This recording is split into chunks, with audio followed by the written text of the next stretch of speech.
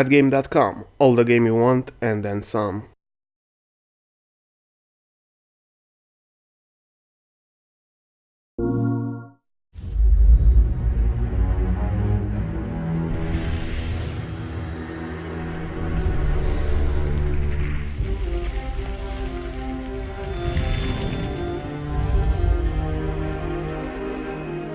In the history of the studio, we've always built our own engine, and it's something that it can be a blessing and a curse. It's slower to get up and running in the project because everything has to be built up from scratch, but you have much more control over how the engine is kind of accomplishing the goals of the games and IP you're making. It's always been important for us to have our own technology at Ready at Dawn because we have a vision of what we want the game to be and where we want the story to go, but we also have a vision of where we want the technology to go. So when you're starting a new engine, what you try to do is you try to build on something else, that either that's experience, another engine entirely, or in our case, we had a PSP working engine.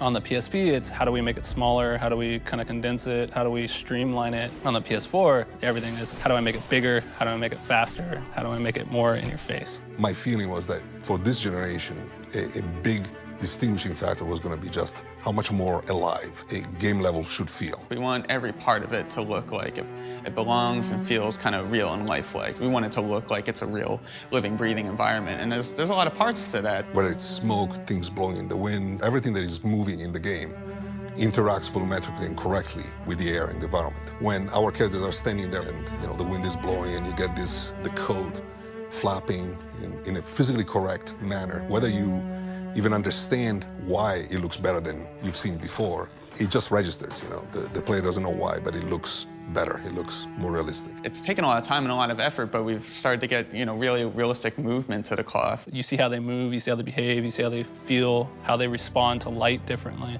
And so a lot of that was a ton of research into period-accurate material. For every little, glint on a material or things like that, every bit of texture, we scan lots of textiles to get that sort of real-world look embedded into our materials. And so that was actually kind of challenging, is finding those materials in today's societies, because we have a lot of synthetic materials now.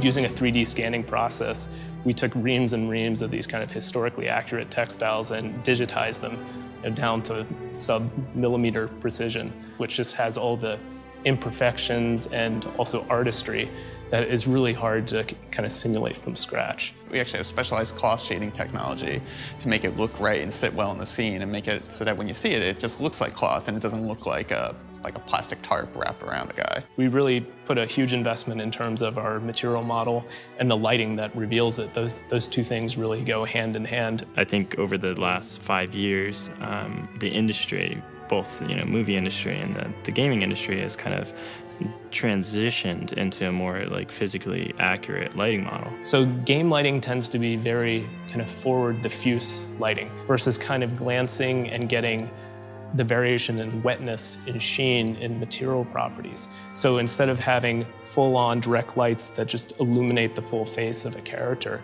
you have glancing lights that are catching kind of imperfections and implying form. We've spent a lot of time getting a good volumetric look to our lighting and our fog systems so that it creates a kind of mood and atmosphere. The world we're in, especially you have foggy London, fluid and fog and these dense atmospheres and grime and soot are all very difficult anomalies to actually model. Even London today, the fog is a common element. But if you look at the Industrial Revolution, it's like you had fog and you had booming industry, you had soot, you had pollution. It was almost like another character in our world. Yeah, I think in the past, games kind of used fogs to clip out draw distances because they couldn't render as much, and so they bring the fog plane in, and maybe on PCs, if you had a really boss video card, you could crank that dial back up and you could see further and further. And now we're using it to accent the world and some of the players to really get the life and the feeling of everything there. It gives it this kind of living, breathing, immersive quality that actually gives more depth to the world because it's so integral to making the characters and world feel cohesive and of that place and time. When there's a certain tone in the story, a lot of it doesn't just come from what the characters say or even just from the actors and their motion capture. A lot of it comes from the environment. It comes from the lighting and sort of the atmosphere.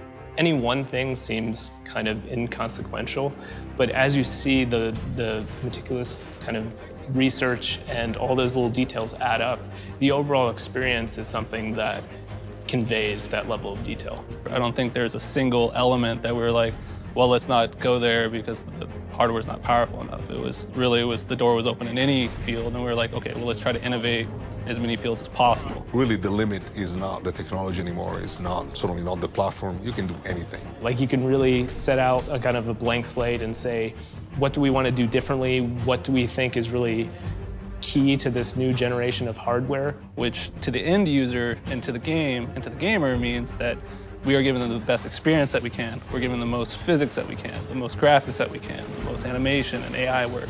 And so what we're able to do is we're able to tailor each of those systems to maximize the hardware, to give them the best outward experience. Because now we're doing stuff that wasn't before possible. You have a truly cinematic, immersive, experience with characters that you care about, with environments that, blow your mind, that look so painterly and so beautiful and so interesting that you actually want to spend time in that world.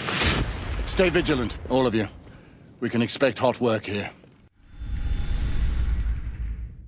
This is for the players.